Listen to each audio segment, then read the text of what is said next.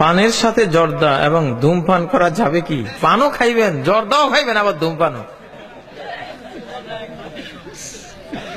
মানিকগঞ্জে কি এইভাবে খায়?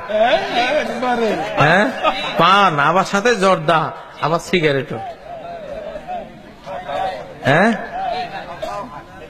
হ্যাঁ হ্যাঁ, সামনে টিভি চালানো থাকে। জর্দা পান খাইতে পারবেন, শুধু পান খাওয়ার অনুমতি আছে, শুধু পান। জর্দাও না ধূমপানও না, দুইটাই নেশা।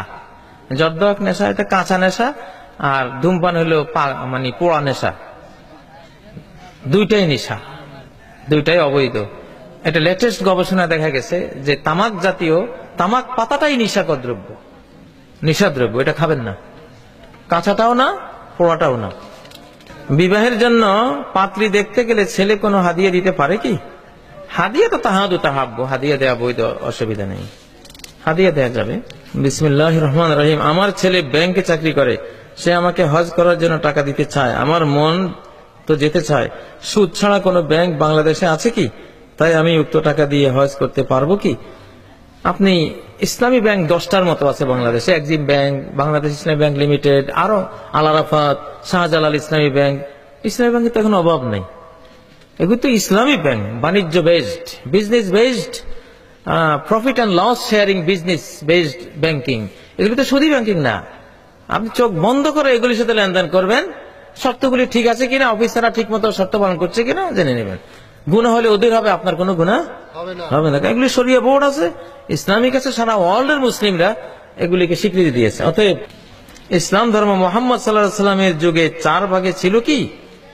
এই ভাগ থেকে বাঁচার সহজ উপায় কি?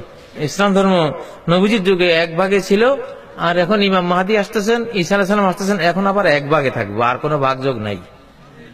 মাঝখানে যেগুলি হয়েছে এগুলি ভুয়া, ভাগযোগ যা হয়েছে এগুলি সব কি?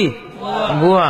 এই উম্মত নবীজির যুগও 1, মাহদী আর ঈসা আলাইহিস সালামের যুগও কি? 1। বাস। অতএব ভুয়াগিরি বাদ দেন, অরিজিনালিটির দিকে ফিরে আসেন, কোরআন এবং সুন্নাহ। 4 ইমামের মাযহাব ছিল কোরআন এবং সুন্নাহ। ইমামদের কোনো দোষ নাই, ইমামরা সবাই বলে গেছেন কিতাব আল্লাহ ওয়া সুন্নাতা রাসূলিল্লাহ, হাদিসে নবীজি এটাই বলে গেছেন, কোরআনের বক্তব্য এটাই। অতএব উল্টা পাল্টা চললে নিজেদেরকে দায় নিতে হবে।